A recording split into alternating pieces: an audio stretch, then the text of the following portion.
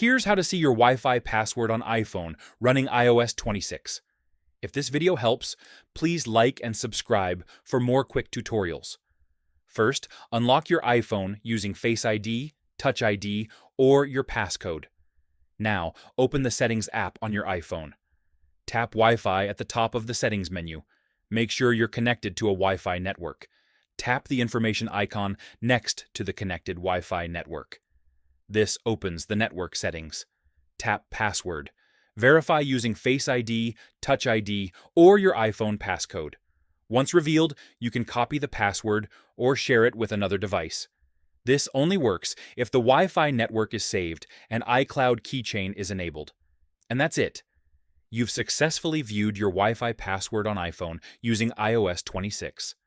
Subscribe for more iPhone tips.